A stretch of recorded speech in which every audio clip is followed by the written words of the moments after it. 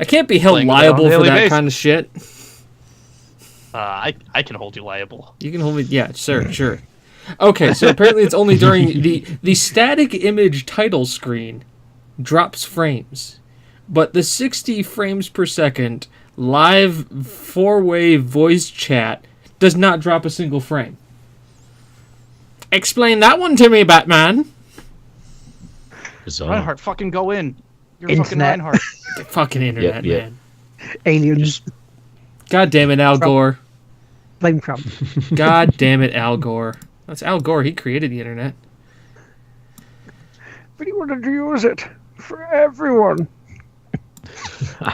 Alert should probably be on the top. Okay, perfect. All right, yeah. So we're live. We are live and we're ready to go. Yeah. With episode 28 of the Game Won't Play Itself podcast. I am Will McKellar, aka Lard Teammaker, and joining me back from his holidays is James Atkinson. Yeah. Hi, Daddy's home. And also, as usual with our awesome selves, it's Hergelman. Other one. Hello. And as you can see, the greatest, one of the greatest beards ever. He's from a Band of Gamers podcast. It's straight from himself, Mr. Carl Palmer. Good evening, everybody. And it's Dusty's voice of nightmares. Oh yes, Nightmare narrator apparently. Still cannot get that Christopher Lee impression though. I've got to work on that.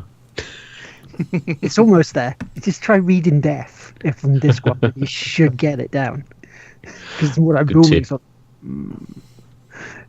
like Death for Rats and stuff like that. So, yeah. So, how's everyone's week been? Mine was good. Yeah, actually. Mine's been pretty good too. Yeah, good.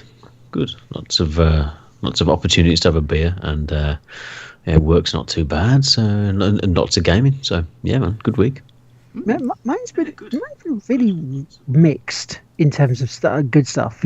It's there was a bit of a bad, family funeral thing I had to go through, but the rest of the week has been pretty good, to be fair, and hoping for a fantastic weekend. But so tonight on the show we've got one big piece of news that Carl and myself will be talking about, shooting the shit with Carl and the rest of us, because we've probably gone a rant somewhere during the night, and what we've been playing before shout outs and all that good stuff. I got the soapbox over there. It's ready. It's all set. I've had a week off. I'm all recharged and full of opinion. I am quite the opposite. He's like, I don't care. Yeah, we just have opinions anyway. It'll be fine. We're just waiting for the trolls and the offensive to come in again. So to round it all off, because we've been missing them the past 3 weeks. They had to come in earlier to a stream just to balance things out a bit. But yeah, so the big thing we have to talk about that I've heard on other podcasts, I've heard during the week, is the Nintendo Switch event that happened last Saturday? Thursday? Might have been. Yeah, it was midweek at some point, wasn't it? Yeah, it was around that time, because I know it was like 4 a.m. over here, and it was live. It's like, yeah, I ain't getting up for that, bugger. No way. I ain't even staying up for that. Do you know, I wasn't going to, but when you just wake up and I was like, boom, I'm awake, and it was 10 to 4. I was like, do you know what? Sod it, might as well stay up and watch it. Yeah, wish I'd stayed in bed in some ways, but there we go. You wish you switched the light off. Yes. Because that can be that presser can be summed up like that. It was just, let's switch to the next bit, and it's just, okay, we get it, we know what the console's called. Can you just do something fucking else, please? I mean, what was your thoughts of it from seeing it? The first 10 minutes, I was just scratching my head, and it was kind of, I think because it's a Japanese audience, that's what it's pitched to, and it's all a bit of a different market over there, and the gimmicks and the whole way that they approached it was just completely not for the US and not for Europe. The only bits that were really interesting were I was tuning for the games. I already knew about the hardware. So when they were just focusing on, when I took the things off, the little remote things, and they were like, yeah, and they're actually little Wiimotes, and I thought, oh, for fuck's sake. I thought we'd got past that, you know. But one of them has a camera on it, so you can see how close your hand is. And HD Rumble's a thing. You know, how many ice cubes are in this? Come on. It's like, you're holding a controller. Do you really care? Unless you have it with VR, does that really help? Yeah, exactly. So it's not something I would use on it. I like the fact that you can dock it and you can set the thing away, and you know, it's kind of like, if there's any positive, it could, you know, it's a Vita killer, I suppose, isn't it? Because all the games that were, you know, not as many on the Vita, but those games that were coming out could quite easily fit on the Switch now. So yeah, it's got some stuff going for it, but I just thought the way that it was presented, it was really awkward, and it was just, you know, just a bit cheesy. Mega polite with it. We hope you like it. It's like, did you like that? It's like, oh, I can't really answer because you're not going to listen. The thing I found about the control system is, you know, it's like ARMS. Case point. Now they went for ARMS, which is like a boxing game. Yeah. So you got your two Joy-Con bits, and you start punching these. They say you're not looking at the screen. You're looking at who you're facing. So in the 2-player game, if you're not looking at the screen, how do you know your character's hit? Because all you're doing is just randomly just doing that, or trying to defend, or, you know, trying to move. It doesn't make sense unless you've got like the screen sort of either down there or across the side. Which, if you're doing that, you're not looking at the guy your person you're hitting. You know? Yeah, I think the boxing one you can look at the screen. But I think that they're relying on the force feedback and stuff in the Rumble in the Joy-Con to convey all of that, like with the one with you eating sandwiches and stuff.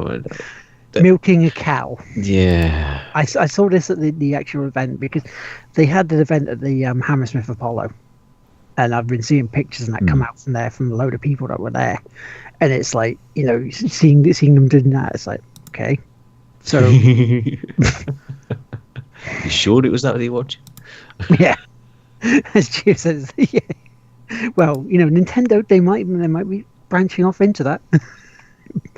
Nintendo Brazzers. See, they don't want to make money. The N in NSFW now stands for Nintendo. Nintendo Switch for work. Yeah.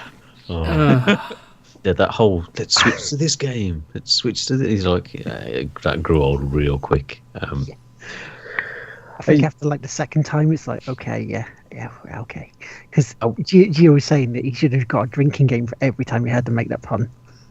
You would die. Yes, you probably would. I mean, to be fair, the hardware. I mean, I would caveat all this by saying I have pre-ordered one, but it's. You know, when you're trying to convince yourself and you're like, I'm going to get the new shiny, I'm going to go and buy a new console, and it's normally like pretty easy to convince you convince yourself that you're doing that it's a sensible decision. With this, I'm like, I just want to play Zelda, and I could do that on the Wii U, so it's a pretty hard sell to convince yourself that the Switch is the way to go to do it. But I was just gobsmacked by the lack of software as well. I just looked at it and thought, that's really shit. See, the thing about the lack of software, and I'm going to defend Nintendo on this one. I'm going to play devil's advocate, you know, because I said this on the Explosive Alan podcast when they were talking about it. It's like, the thing is about software launches and hardware launches is we've had the PS4 when there was hardly any games on there to begin with. We had it on the Vita, the PS3 that they were saying the same thing. There wasn't that many games to begin with. So we can't really go up to them and call foul on it, because we've had to deal with this before, you know, in the past. Yeah, that's true to an extent, but I think people who bought the Wii U probably got stung with it, and there's no third-party support, and you know, you were relying on Nintendo to have this constant stream of and the software on it. Like, there are real quality games on the Wii U, and I wouldn't say it's a failure, but I just wish that they'd come in and said, you know, these are all the games that are going to hit in 2017. This is what's coming in 2018, and the amount of IPs that they've got, they could easily have been every 2 months will be a killer game, and then in between, fill the gaps with the third party bits or other IPs or whatever. But they don't seem bothered. It's almost like they're just, this is it, this is what it is, and this is how we want to do it. We don't care. It's... I mean, one of the better differences there between this launch and the Wii U was we saw the console what it is, rather than we just saw the control pad with a screen on it and thought, hang on, that's a Wii there. Is it just a new controller for it? Whereas this one, completely new. So that's one thing that, they've done right with this. I think they're waiting to E3 to really say some more games and when they're coming out. Because, again, when we get heading towards E3 already. But do you think Nintendo will be it? Because Nintendo don't do E3 really, do they now? Not in terms of big conferences, but they do have a presence on the show floor normally. And they do a direct and stuff, don't they? But yeah. But I think that's when we're going to actually see more of the software, because I think they're more focused on this one especially just to get the thing out. To try and actually start competing with the Xbox One and the PS4. Even though they say they won't, they are. We know they are. If you're in the console business, you're competing. The games, though, the game prices. Now, I can kind of see why they are priced that high, because the bit they come on is micro SD cards. But it takes the piss when a 6-year-old game is coming out on it in October, which will probably be 7 years old. As James nodding, so he knows what I'm about to say.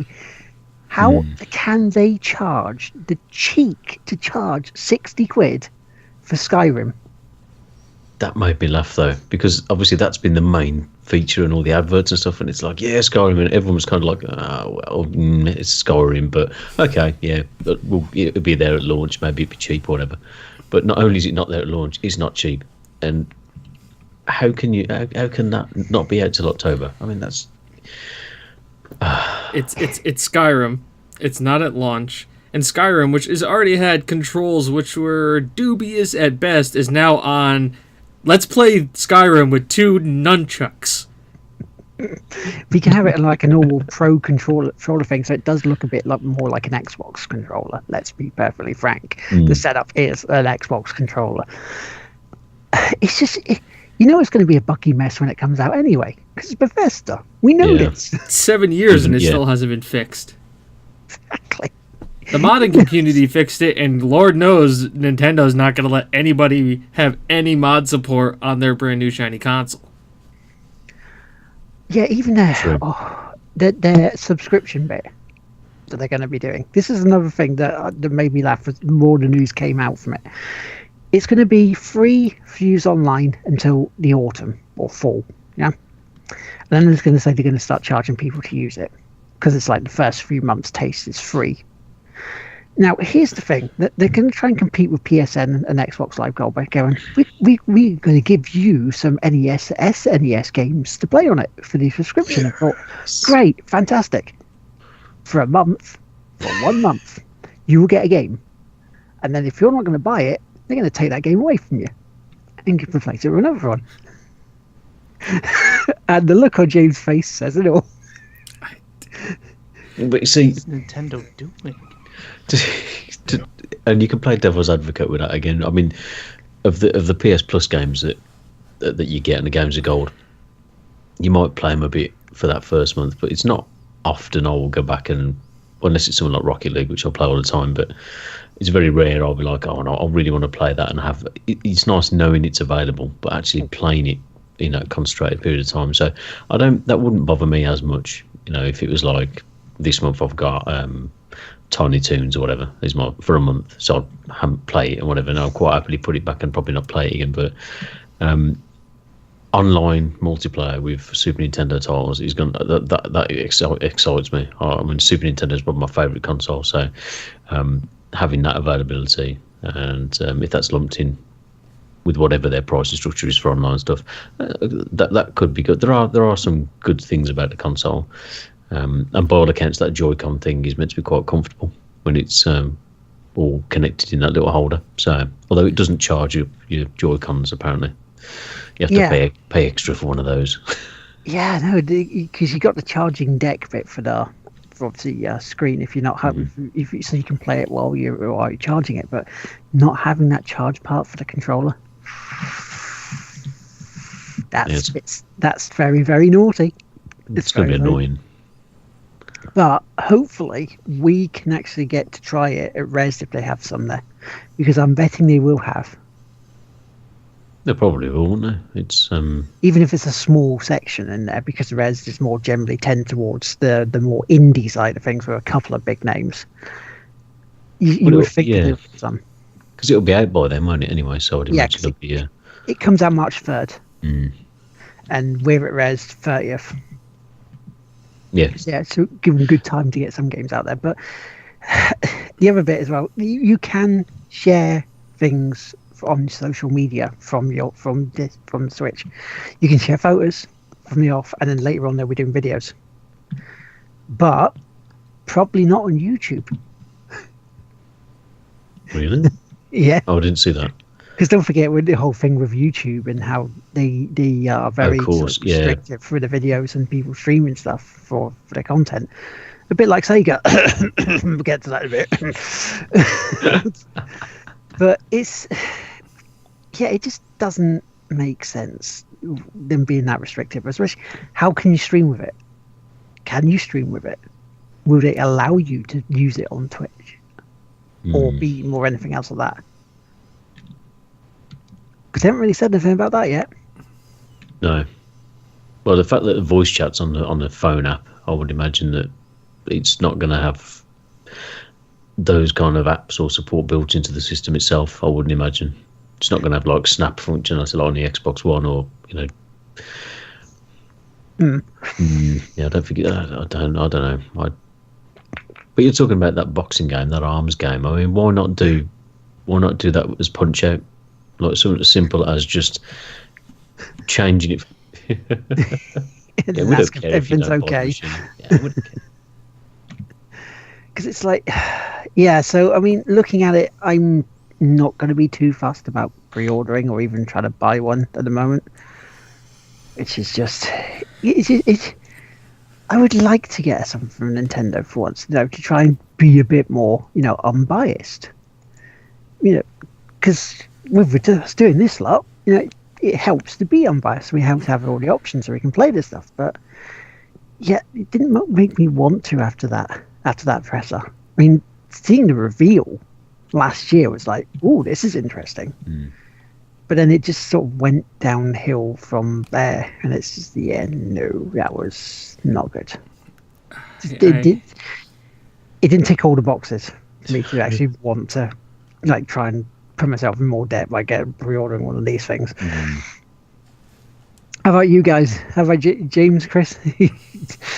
From hearing aside, did we sell it to you? Yeah, I'm 100% sold. I sold my soul to the devil for it.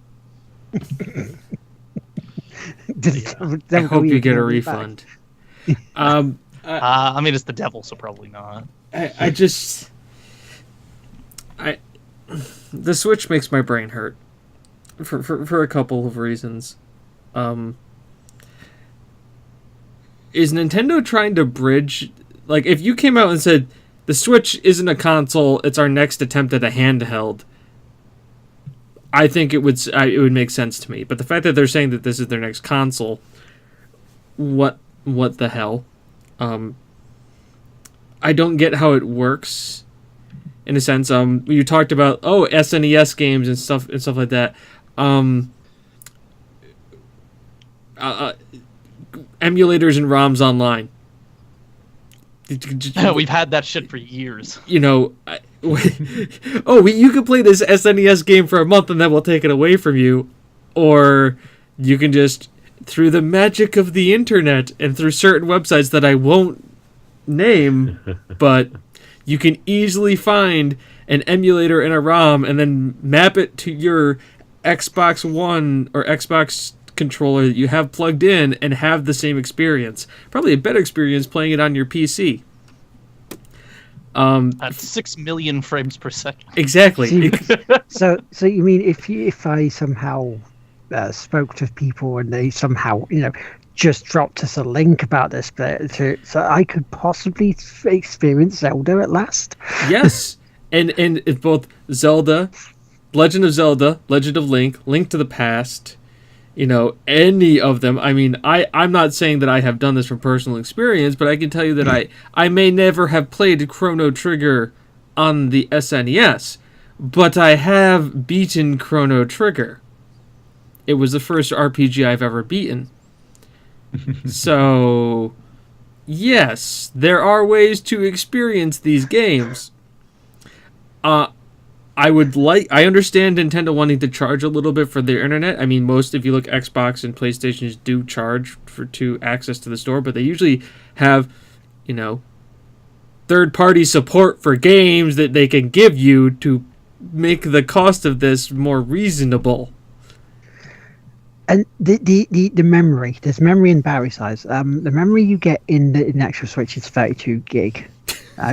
Now, if you download the Zelda game, right, that takes up 40% of your memory. Okay. Okay. Yeah. So it's like, so are we getting bigger memory at all? Were you able to put in an external hard drive to do this? And it's like, you could, just buy the games in, physical bits, and that's where you have all the SD cards, and what happens with small bits like that. You can pretend to lose them quite easy. Just in the world that we're going into, I can understand their want to go more mobile. It makes sense, but it doesn't make sense for the console. Also, price point. What are they saying that it's going to be price pointed at? You guys have pre-ordered. Yeah. What's it? $299 in the States, €299. So £279. So you're telling me you're going to be playing? People are going to pay $300 to buy a handheld console system that runs its trademark 2 games, are a Zelda game that's also coming out on the previous console, which will be discounted at least $50 that you could also play it on, or you could buy a PC and for that exact same price and not only play Skyrim modded, HD'd, much better, and completely redone, and also play all the SNES games for free because you play them on an emulator and ROM them. I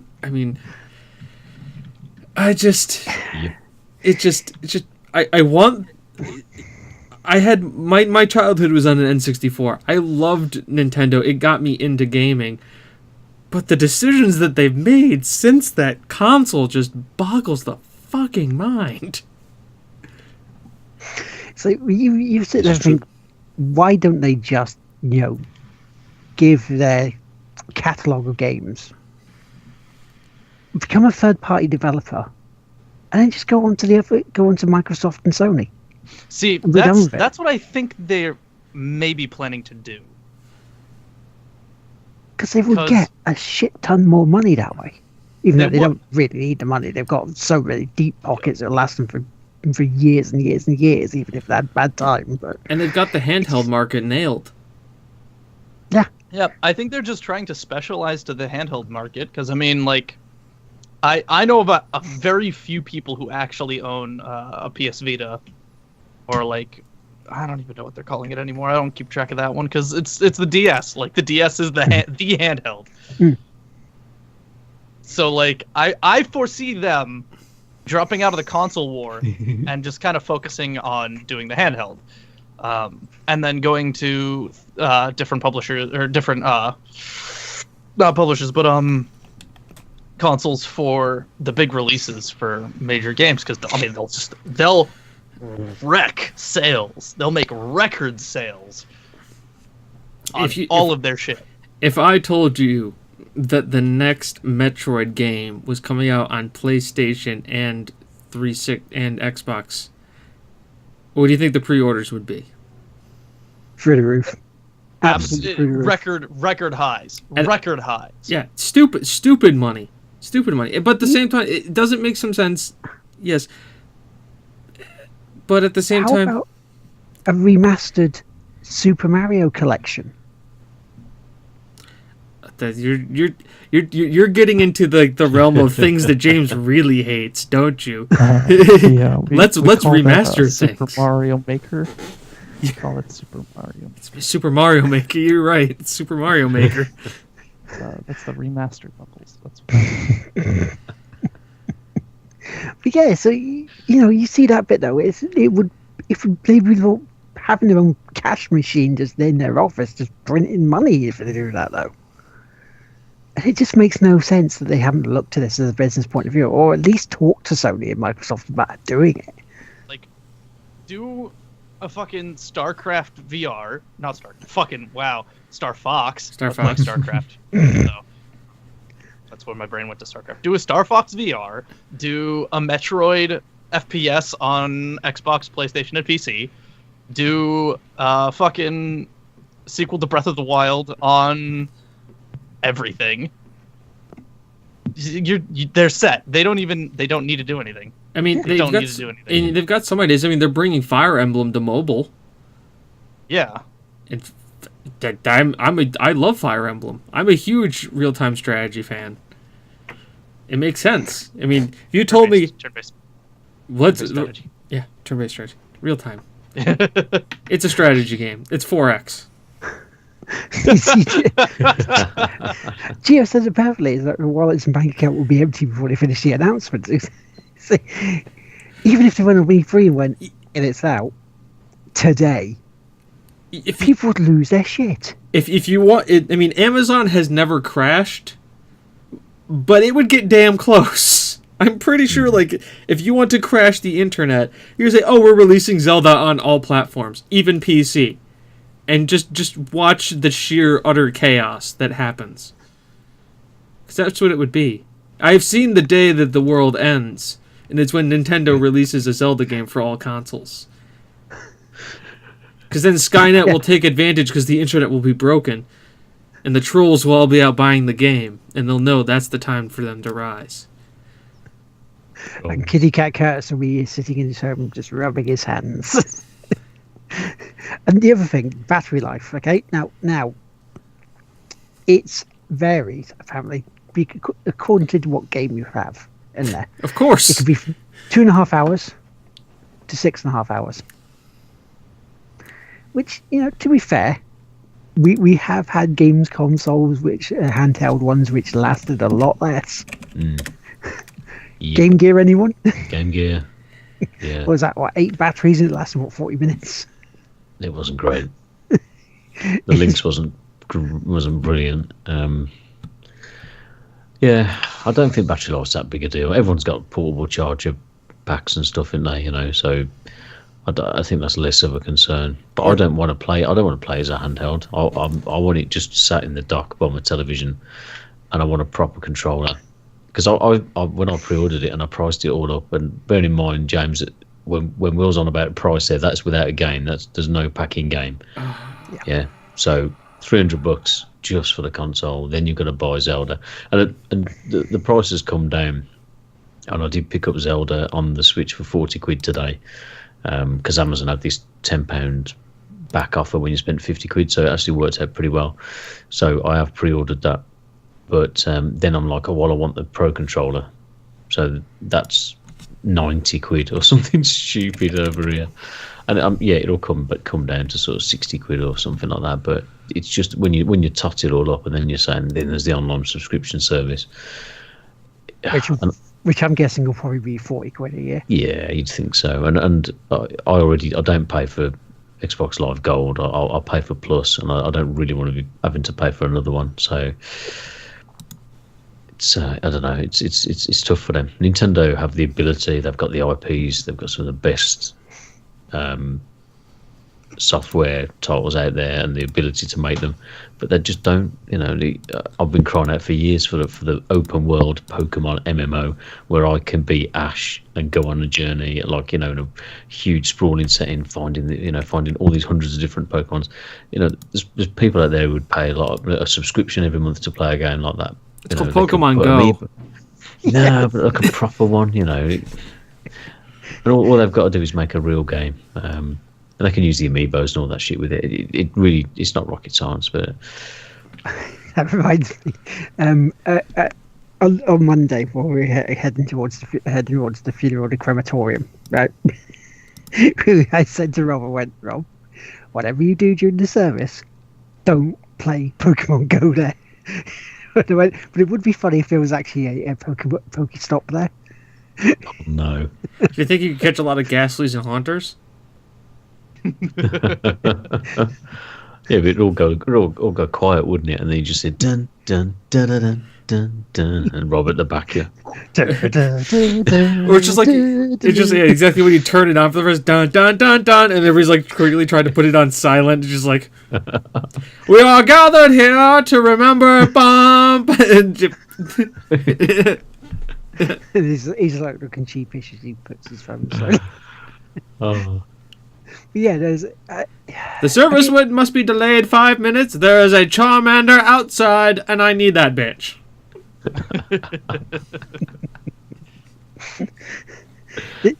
They just have that new Mario. Did you hear about that? There's that one. I mean, it looks good. The new Mario, where you can take your hat off and bounce on it to get across like the street and on the roofs. It's, that was quite. It looked quite fun, but yeah, I'm trying hard to find Christmas though. It's out at Christmas. So it comes out with Zelda, then you've got a rehash of Mario Kart, a rehash of Splatoon, and Super Bomberman. Which I do like me some. I do like me some Bomberman, but I'm not paying 50 quid for it. The other thing that I saw at the Nintendo event at Hammersmith that someone posted a picture. Now, they did say you can hook up other screens and then you could have almost like a mini LAN to put it on there. And so they were playing Mario Kart on their 4-player. But now on that screen, you would think, okay, if you're playing 4-player across this sort of the LAN Wi-Fi bit, you'd have a full screen to yourself, wouldn't you? No. What if it's 4-player? You still get the split screen. Oh. So that doesn't work either. It's like, why? Why are you doing this? It just doesn't make sense. But yeah, I think it's a miss for me. It really is. I can't see myself buying it. Not even. It makes no sense to me. I mean, I look at it at this number one question. This is kind of the big question I have. Why? That's it. Why?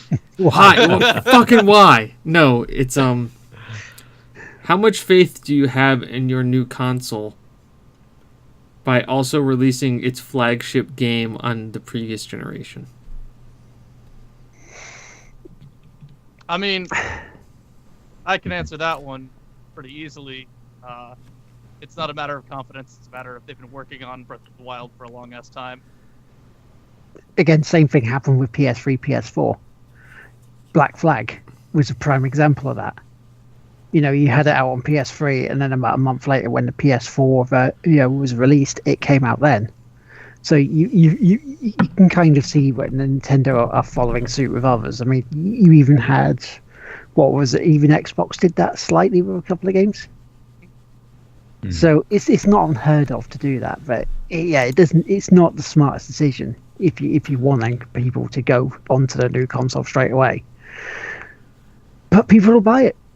People will buy it. People will see it and see the name Nintendo, and they will be diehards, and they will buy it, and they will enjoy it. And you know what? To them, fair enough. If you can find enjoyment out of it, all power to you. Yeah, no, you're doing great. I my hat's off to you, but. And if Nintendo or a rep from Nintendo is listening to this and wants to give us a Nintendo Switch to try and change our minds for it, we won't say no, will we? Even a band of gamers, if they manage to get one off Nintendo to try out, they won't say no either. No, I did think about asking, but I wouldn't think that they'd be very forthcoming. But I want to experience Zelda. The game looks incredible, and I want to play that. I don't really want to play that on the Wii U. So yeah, we'll see. pre-ordered it, so let's see what happens there. But it's our job convincing myself. I think you got Mass Effect out pretty much straight after Horizon Zero Dawn's out, 2 days before. Yeah, it's not like you're stuck for games, is it? And I think so. When's South Park out? Is that? They haven't really said. End I think of March-ish. I can't remember whether they actually gave another date for it, because I know there's a placeholder date on Amazon of March 31st. But I don't know if they fully said or not. But you've got there's a good few games in there. It's not like you're going to be spoiled for something to play. I just realised that Horizon Zero Dawn and Mass Effect come out a week before we go to rest. Yes. So, no, we need. So, but then again, no, there's nothing really coming out in February that I want too much, so that's okay. So, and this month, Resident Evil next week. Neo, is that out? That's out soon, isn't it? Yeah, because there's the Final Chance demo that's on the PSN store this weekend. Yes, I've downloaded that. I'm going to give that a go this weekend. It looks good. Yeah, it's hard as nails. It's up there with Dark Souls, so you'll probably enjoy it, right? Excellent. Like the challenge. So yeah, that's pretty much the news story this week. James, Chris, have you got any news bits that you've come across this week? No, I'm home from. I got back from vacation. That was about it. It's news.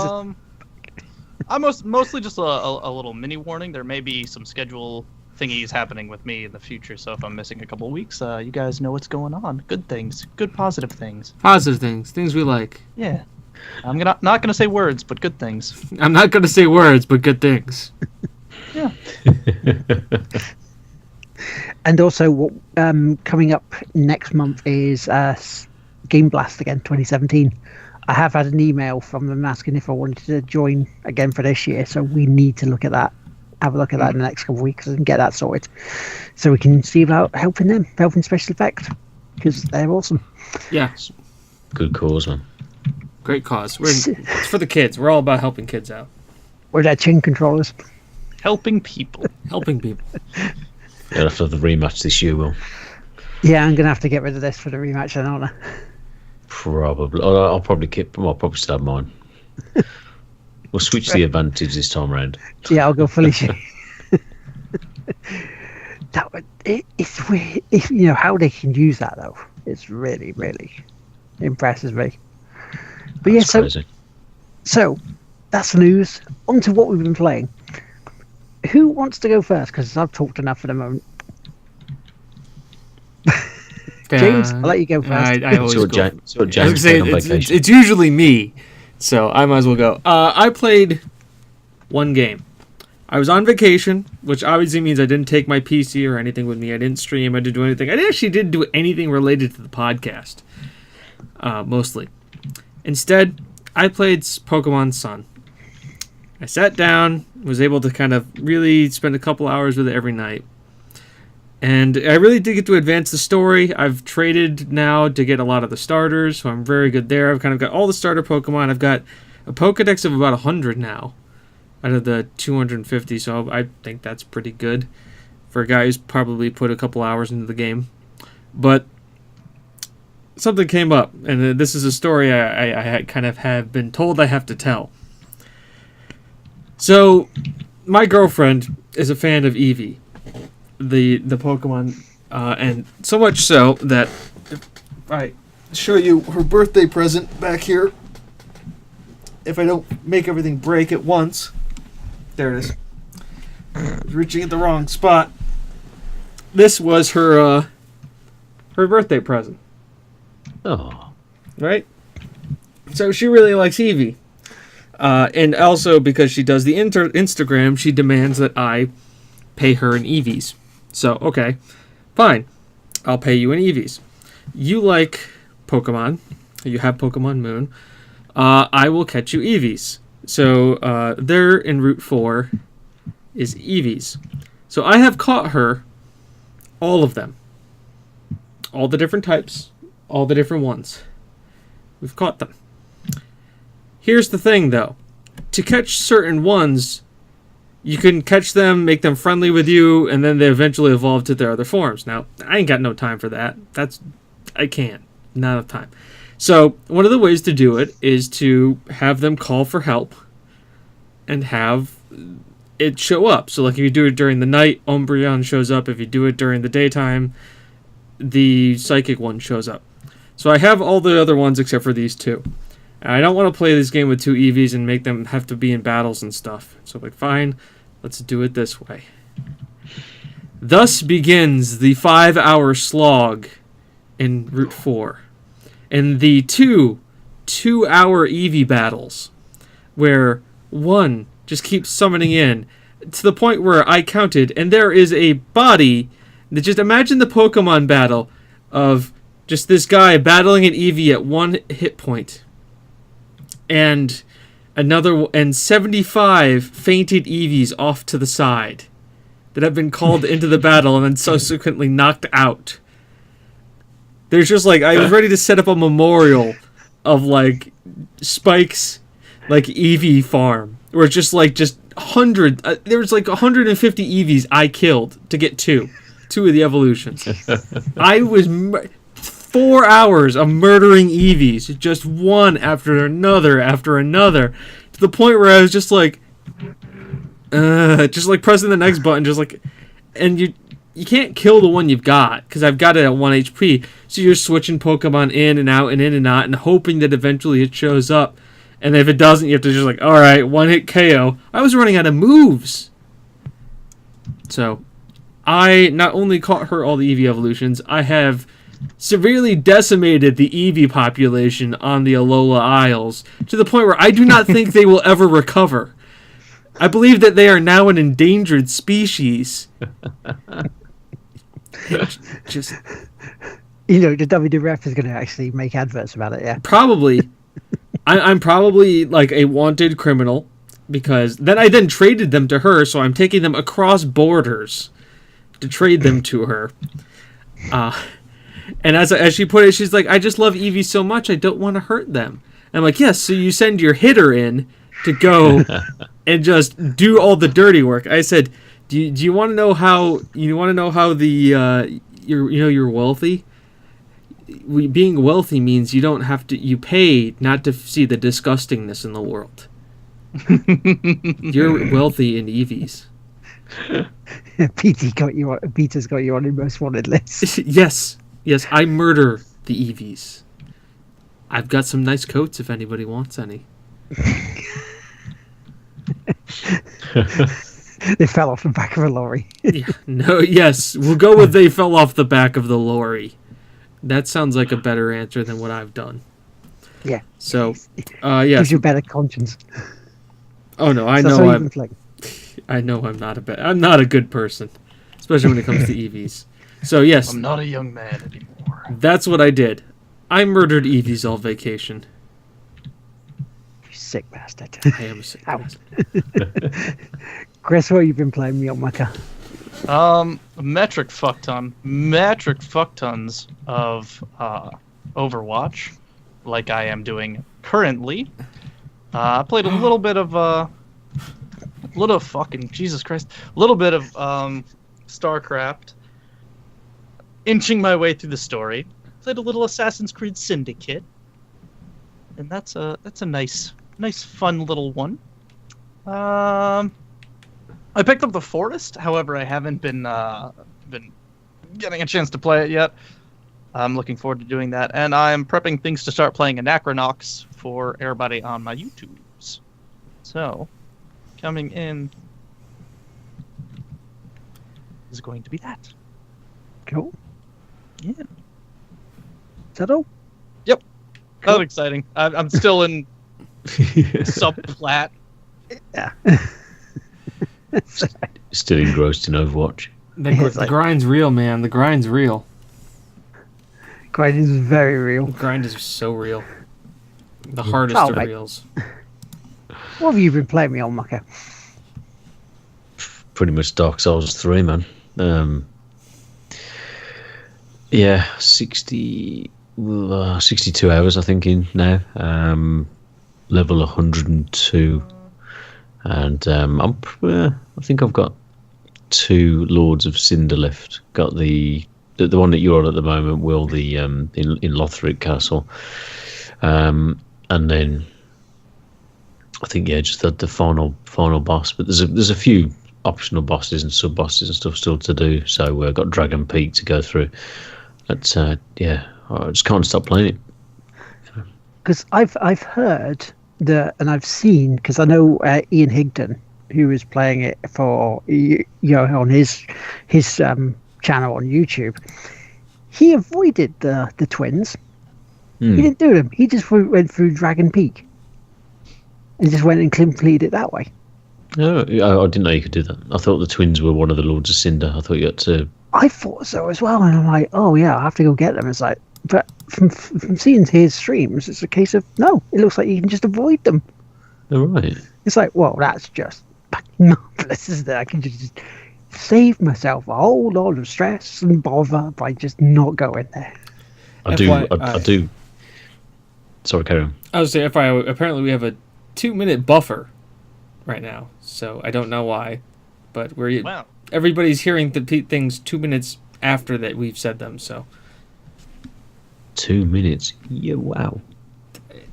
haven't lost any frames though. So It's all about them frames. about them servers, yo. So that's the thing. Restream servers, damn you. Yeah. That's I'll what it tell you is. what, those, especially for Dark Souls, those playthroughs, when you're watching people's guides that they've done of playing the game, it's so bloody helpful. I never got to have done it without.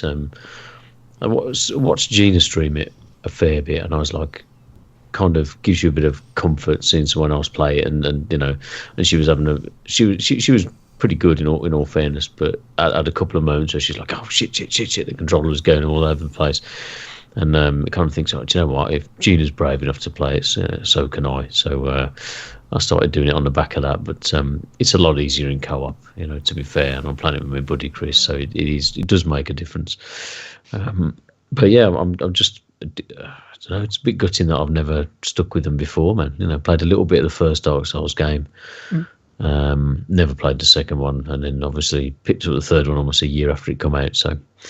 But yeah, it's so good. But other than that, Rocket League as usual. Obviously joining you boys on a Thursday night is fantastic fun. And a bit of Stardew Valley on PC. Love Stardew. Oh, it's so good. So good. I'm just whoring it around the little village at the moment, just trying to get all the girls up to 5 stars or 5 hearts, 6 hearts, whatever it is. Sorry. If you like the mining combat thing, I'd say check out Secrets of Grindia as well. Because that's very similar. Anyways, go on. Cool. I think that's on my Steam wish list, so I'll have a look at that. But yeah, Stardew's super relaxing. Just you can do what you like and just take it each day. Just sort of drifts by. It's just super chilled out game, and so I do love playing that. It does look like a game you can just lose absolute hours into, and you think you've only done 5 minutes. Yes. Yeah. On my YouTube, I have some series of that being played. And, that was I think the last game I actually seriously played for the YouTube. It's a hell of a game. And then a bit of Overcooked as well. Just to get into that and try not to argue with the family. So. I just wish that was online co-op, because then I could have people to play with. Yeah, I wish it was online. I think I missed a trick there with the online multiplayer, but it could get, if you were playing with randoms and people were griefing, it could be one of the most frustrating games ever online. So it's bad enough trying to tell a 9-year-old what he needs to do, and we sort of, he'll do little bits and bobs, and I'm there like Gordon Ramsay, fucking giving him both barrels, chop this, do that, where's the plates, do the washing up, and I'll make it not fun for him, to be fair. So yeah, it's a great game. But Do you know how to cook the fucking risotto? Exactly. Do you know what this fuck shit is? An idiot sandwich, fucking hell. Yeah, good times, man, good times. But yeah, I think that's probably all I've been playing. There was a bit of Destiny as well. Went back into Destiny. just to have a little look. It's been a while, and again, the boy took control of that, so he's been playing some of the multiplayer, and he's pretty good at Overwatch multiplayer. And he's sort of picked Destiny up as well, man. So he's I'll get home from work and he's just showing me all that. So, but yeah, and other than being super hyped for the Switch, obviously. So that's about it. I'm glad you still are super hyped for the Switch after my After our demolition job. It still is. It's that lure of the shiny, though, isn't it? Really, but and Zelda is the game. You know, if Zelda wasn't coming out at launch, God help him. But you know, it is, and I don't want to play it on the Wii U. I'd rather play it as good as I can. So it is shiny object syndrome, isn't it? Yeah. Well, for me, the way I look at it is that I am, as much as I shit on it, I am really happy that the Switch is coming out because I will be able to buy a Wii U at a discounted price. Yep. Something tells me that they're not actually going to stop making games for the Wii U as quickly as like most other console swaps. You mean I like think the they're gonna Vita? Keep building on that. Yeah. Oh, the The poor Vita's still getting games. It's just It, we it- don't yeah. care about them as much. The I mean, you Vita know, is the they special kid in the were. class that's like left for the teacher forgot about in the corner, Mm. and every once in a while will be like, "Oh crap, we left Carl back in the classroom." Yeah. So the He's the teachers one say, stuck on the bus. He's the one stuck on the bus while everyone else has got Licking the It's like, windows. And- hello, I'd like to come off the bus now, please. and then Konami comes back and says, "Oh look, sorry about that kid. Here, why don't you have another Dynasty Warriors 3, why don't you? Yeah, that'll make you happy. Have another Dynasty Warriors. We've got so many of them." I don't know why Konami is like a very awkward Scottish guy, but sure, we'll go with that. Just horse into that way, don't you, laddie? Don't you like that Dynasty Warriors? That romance of the Three Kingdoms, it's fucking great. I love that frickin' lady. And that Grand Ye. It just rolls off the tongue. Oh. They make it more respect though to Ted Scottish. So you go, fuck you, Konami. It's like, oh, fuck you too. You fucking too. I tell you can fucking shove that game. That fucking Konami was the best. Yeah, fuck you. Go fuck yourself. I believe a comedian once said that, you know, I am forced to speak in another man's tone, and the English language is my brush and fuck is my canvas.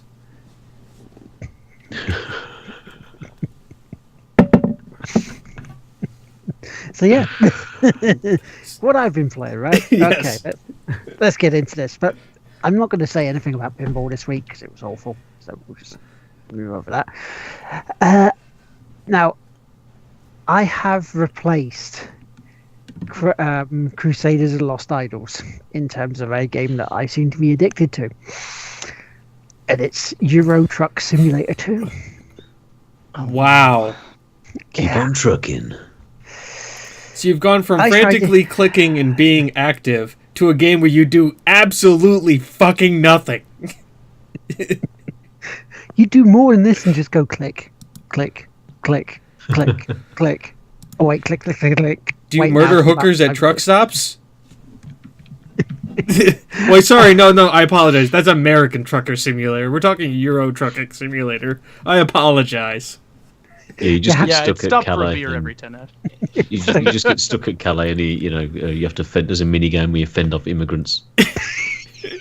Yeah, I haven't got back to Calais yet, and actually, Dover, and have people checking underneath the trucks to see whether there's anybody in there. Or the game, or you try to go to England and you just stopped at the channel, but just the game ends because it's the Brexit version. You have to download the British DLC for it. There's probably a mod on there for it.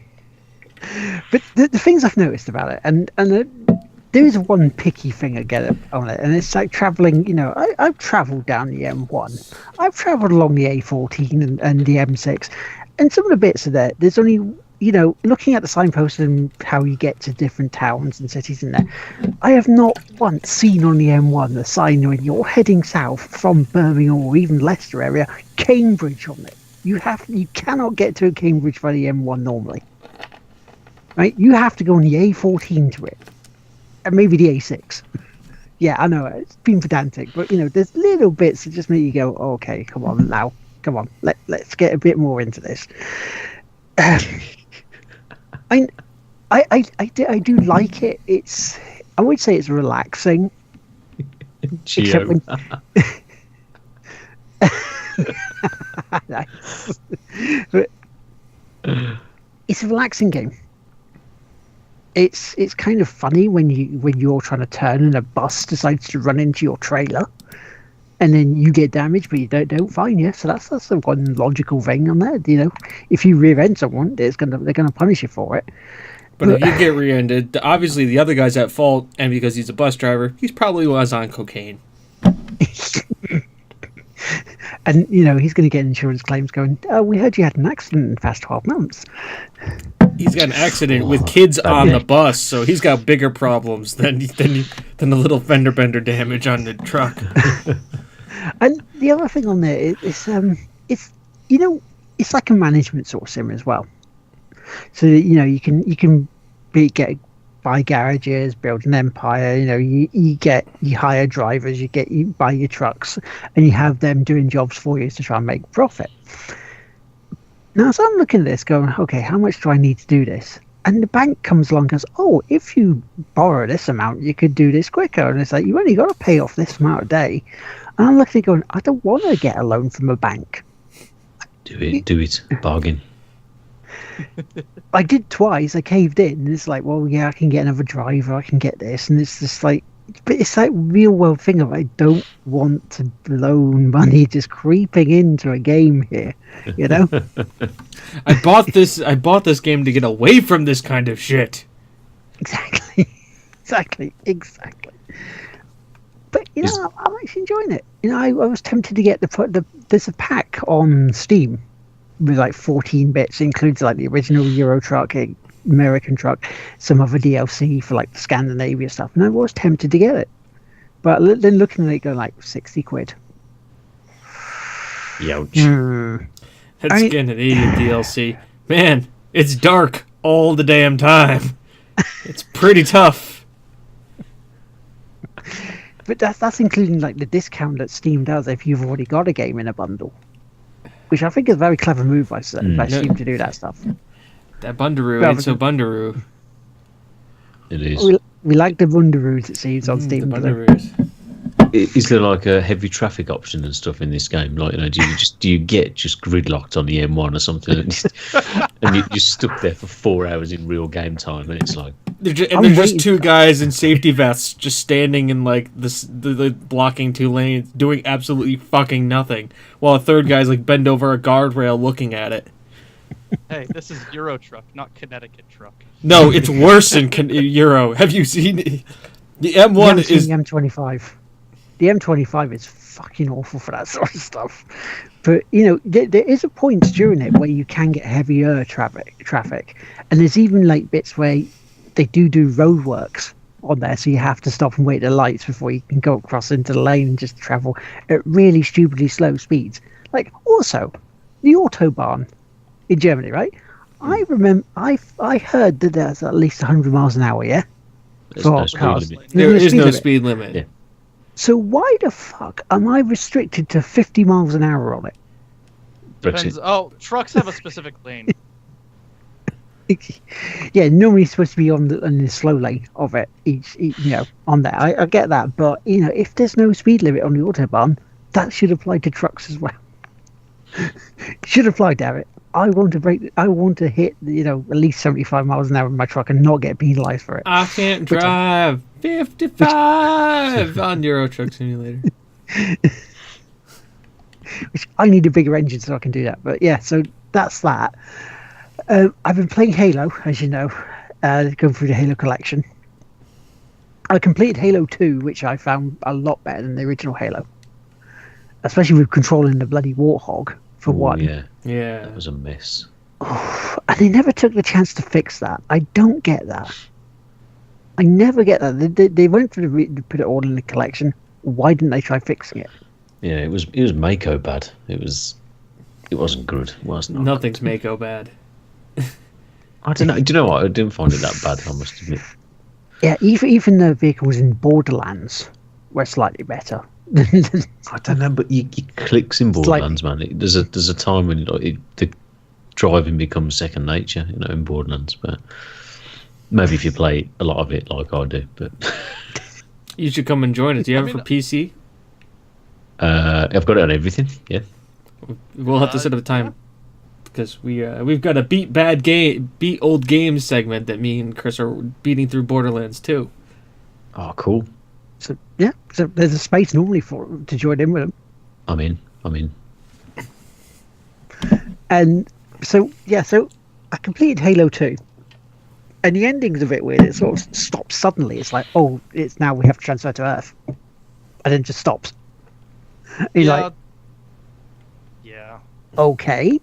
Credits? No, nothing. Okay, that's fine. And it just can sort of, it's almost like Halo 3. If they merged it with Halo 2, we wouldn't have noticed. Because it just carries straight on from then. It's like, oh, okay, I see what you did, but what, do people have to wait now to try it on the 360 rather than they're going on the Xbox? Because wasn't the first 2 Halos on the Xbox? Number 1. Yeah, the One, original 2 were way. on Xbox, 3 was on 360, Reach and ODST were on 360.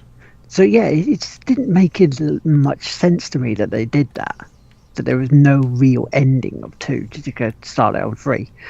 I mean, 3, from what I've played so far, does look really nice still, and it's like, I'm enjoying them now for what they are.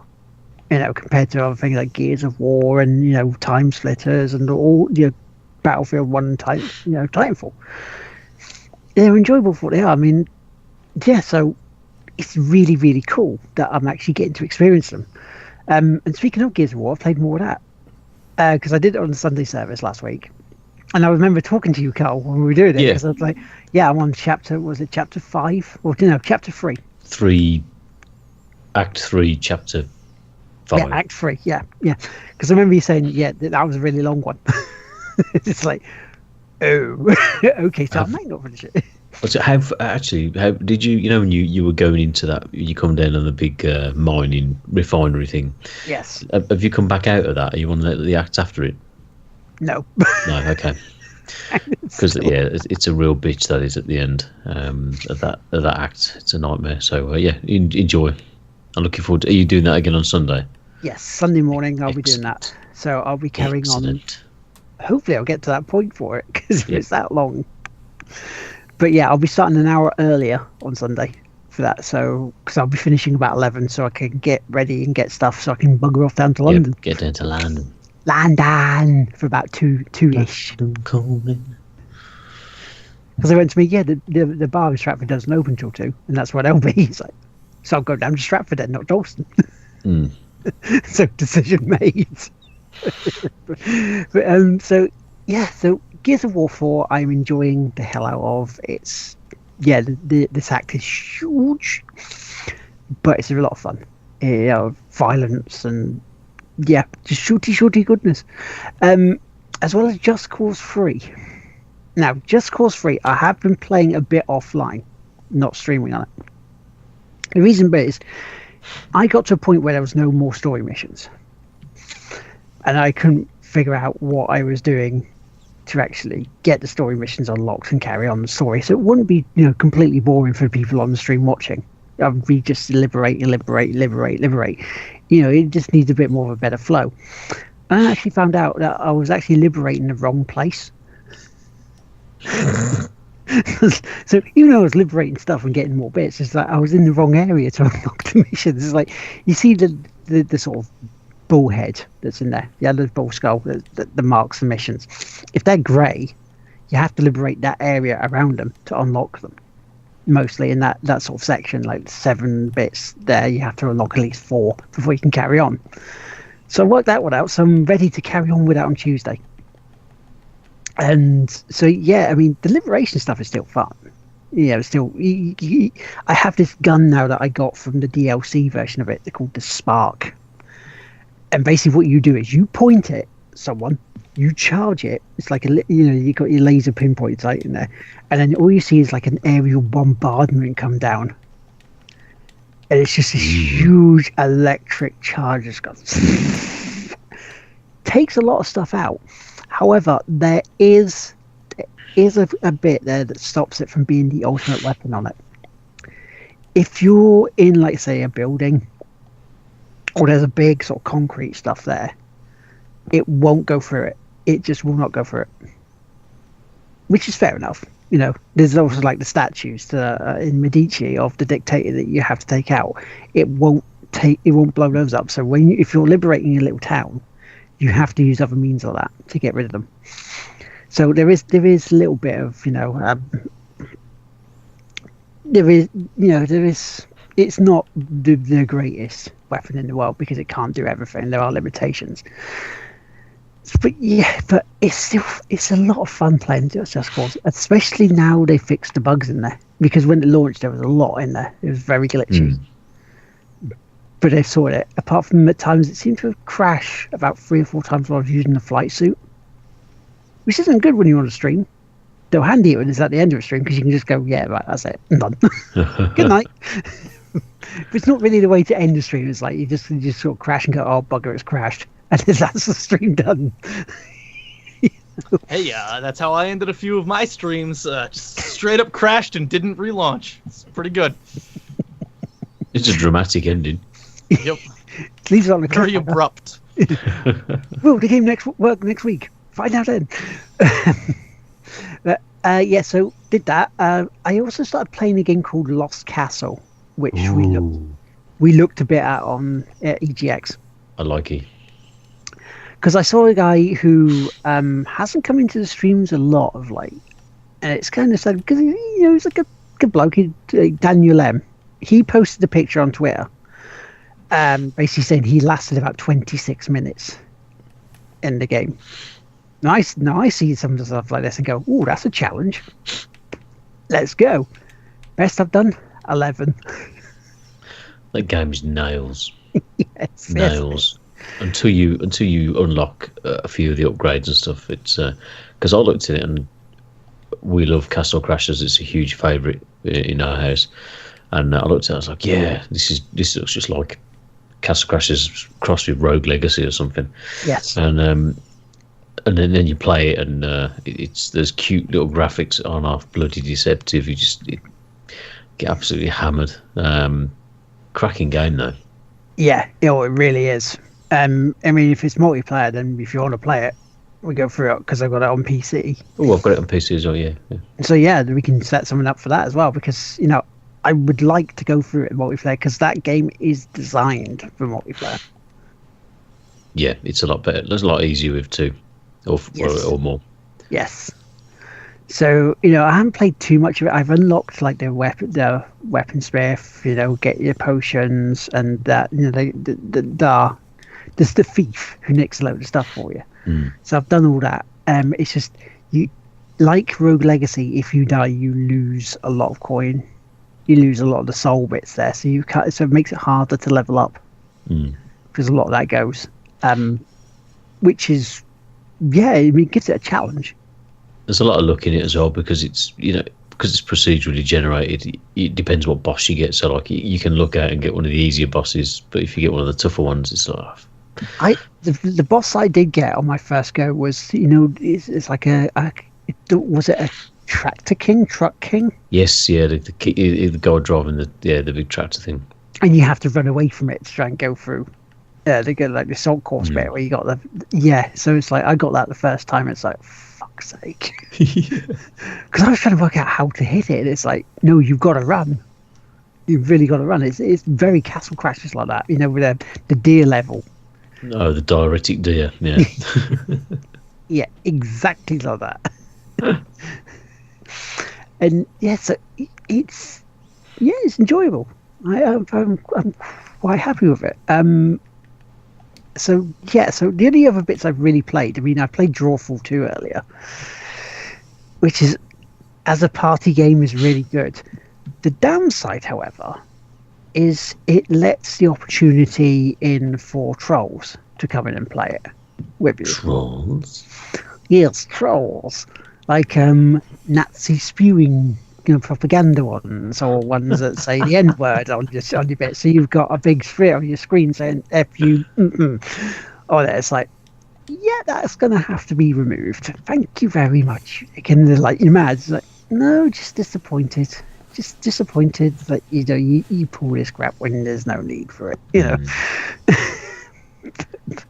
Can you not password protect it? Because this is the one you play with your phone, isn't it? So everyone can sort of join in. And it's a shame you can't just lock the room. It's a pity you just can't have friends to do that, but because you play it via Twitch and you play it via that way. Yeah, I suppose people jump in, don't they?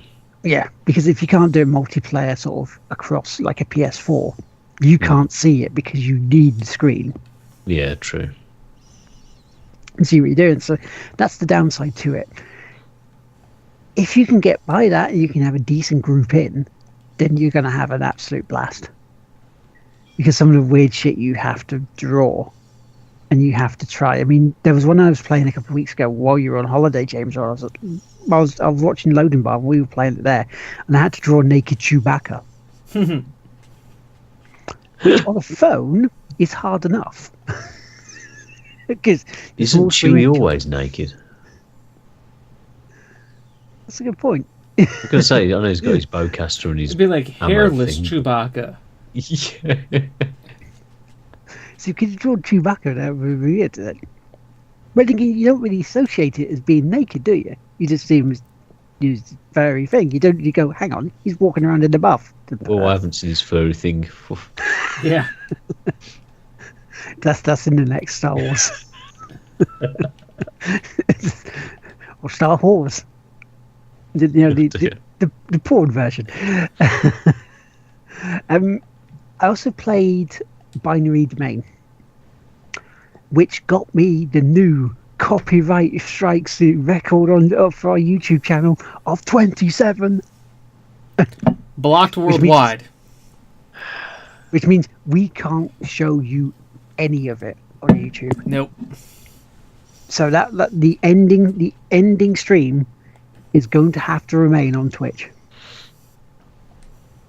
which is a shame, but it's something that Sega just seemed to want to do. Oh well. The voice controls on this are stupid at best. I mean, you can turn them off, but I left them on. So during the stream, you're just talking away normally, and they come up with weird sort of random stuff coming at you. It's like, oh yeah, but I didn't want to move. It's like, you will move, and don't call me an idiot, you fuckers. And the acting in it. Oh. Considering Troy Baker is in this as the Brit, the acting in it is not great. It's very forced at times. It just sounds so cheesy. As a gun game itself, it's a third-person shooter, like, pretty much cover-based, like Gears of War. It works. It's fun. It's just these bits just take the slight edge off it, Played Rocket League. Played Rocket League twice this week. The community event which we have, which is growing, it's a lot of fun. It's one of the highlights of my week, really, because the amount of fun we have playing this, even with Boo and his just. Even with Vinnie Jones. Yeah. Fucking Boo. He will go after you and try and blow you up. He just will. He'll try and nick your goals. It's just, yeah. He's funny. He's completely random with what he says. You look on it. He comes into a stream and says stuff about last week's Rocket League, and he just completely out of nowhere. It's like, what? Where's this coming from? The only thing I say is a little bit more coherence in conversation, please, Boo. He's brilliant. But he's a good laugh. He is really good at Rocket League. We have two fantastic goalkeepers in Rocket League. Carl's one of them, and Curtis is another, even though he says he isn't. Fucking Sandbag and Curtis. I tell you, that's his nickname. He sandbags everything. I'm not fucking good at this. Bullshit. Exactly. I haven't even played any games with him. Fucking Sandbag and Curtis. And he's bullshitting. That's the thing. It's bullshit. So yeah, I played that. I've also played with Simmer on his stream last week, and we did some cracking saves. I mean, we're talking that the ball is almost halfway across the goal line for one of us to come and pounce and knock it out. So it's literally on the line of scoring the goal. We've managed to do some really good saves on it. And it's moments like that that really make Rocket League one of the best games I've played. Period. And this coming Tuesday, being head of myself, I've entered into a tournament on Gfinity. So we could get knocked out in the first round. We could go all the way to the final. I'm hoping we go all the way to the final because I've got to keep positive. And the final bit I played is actually another new game. It's Bit Trip Runner 2. Don't know whether any of you have heard of that or played it. Nope. Endless Run again? Kind of, yes. Kind of. It's more set up into stages. It's like Action Henk, if you ever played that. So basically, yeah, so you point A to point B. You do things like you're sliding along to go underneath obstacles or jumping to get bars of gold or jumping across. So if you hit anything, you go back to the start. You have one checkpoint in each round. And you can also have it splits off at times about halfway through the level. So you can either go a safer way or more risk reward way. It's fun. It's tough once you get further in, as it would be because it's like a platform puzzly runner game. But yeah, it's something I recommend. It was one of the bits I got as part of the Humble Bundle from the Jingle Jang from Yogcast this year. So yeah, it's worth a look. And that is all I've been playing. All I've been playing this week. Yeah, I know. All. Just one or two, I had some time this week, and this was even these times when I was away. But yeah, so I mean, there wasn't too much of Halo 2 to do, So that's kind of why, and some of it were bitty bits rather than full on sort of sessions, like 2-3 hours that can suddenly happen when I'm just playing in the truck. Trying to do like 600 miles and stuff. But yeah, so that's what I've been playing. Shout outs time. Carl, as you'd have guessed, do you have any shout outs? Any big ups? Any stuff that's happening for yourself? Do you want people to come and pimp out and watch and just hang out with you? Shout out ourselves, Abanda Gamers. And, if people haven't listened, we have half music, half video games podcast. And you can find us on Twitter, Abanda Gamers. And the website is abogpod.com. And, just come and have a watch of the show, have a little listen, see what you think. And, we're always up for a bit of a chat and a bit of a game as well. I'll shout out Pilch Reed. He's got a show called Pilchards and Cream, which I was on this week, and it's a very cool format. He's got like it's just an interview basically. It's like a Q&A sort of, a bit of he picks different podcast hosts every couple of weeks, and just talks to them about themselves. How come you got into it? And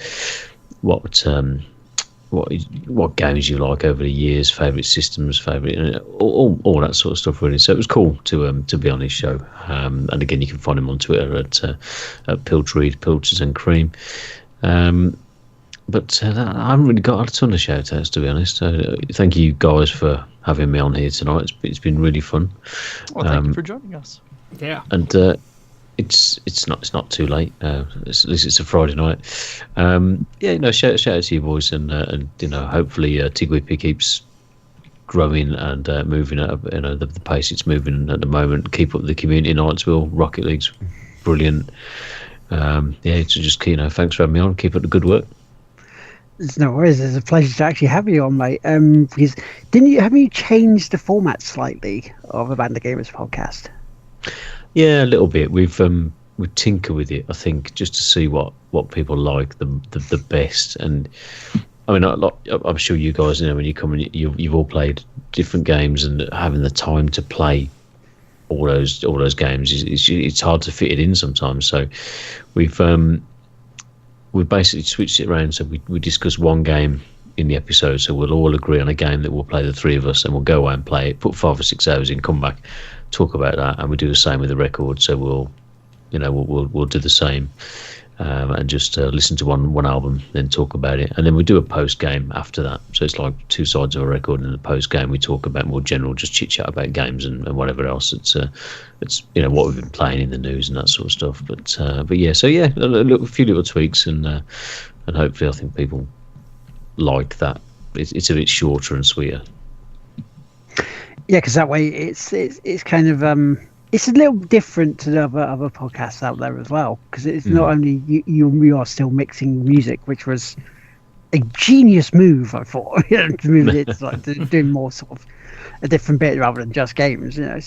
But yeah, it's give them a listen, because I listened to it. It's a really good show. Much appreciated. I'm just seeing Gio's comments here. The deep sensual voice. Yeah, I'll do my best, Gio. Actually, do you know what? As I'm doing shout outs, I'm going to shout out Gio, because not only is he's in the chat, but we're friends on Facebook, and he shares so many awesome recipes. And I know I say this to him over and over, but I check Facebook and like moan about people sharing what I've had for dinner and stuff, and that's a real drag. But he shares these wicked looking recipes and stuff, and I'm just like spicy, nice food and stuff that looks so easy to make, and you think, oh man, it looks amazing. So yeah, shout out to Gio, man, for making me hungry and ambitious in my cooking. But out of yourself and Joel, who has the smoother Barry White voice? It's got to be Joel. I think Joel. I could listen to him read the phone book. I think he's got the listen to him on PS Nation back in the day, and it was, it's a voice that just stands out, and you just think, wow, dude's got a voice made for radio. So yeah, it's a pleasure to have him as a mate and to do this with him every week. So it's long may it continue. Yeah, because it's a really good show.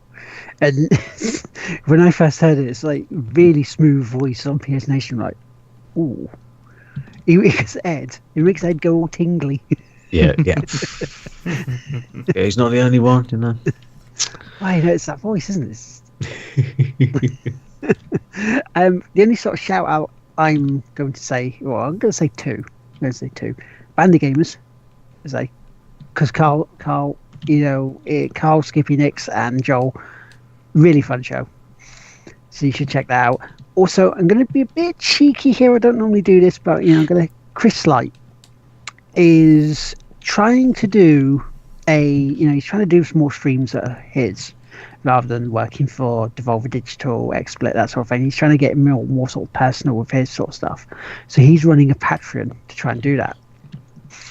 So, because we're good friends, I'm trying. Go to his site, go to his Twitch page, check that out. If you can, give him a hand. Which leads us into also, we have a Patreon. We do. Isn't that right, James? We do. There's a thing. It does stuff. Ooh. If you want to donate money to us, would be much appreciated. I'm thinking about changing the goals. The first goal is if we receive $2 a month for 12 months, that will pay for the website. Yep. Yeah. So that's goal 1. That's goal number 1. To no longer have to pay for our website. Which would be nice, even though it's a lot cheaper than what we had it before. It's a case of, if we can get that cost covered, fantastic. We also have a donation via PayPal if you want to do that as well. You don't have to, they are there just in case. If you want to feel generous, that's fine. We just leave this right here for you. If you want to do something about it, feel free. If not, we get it. We understand.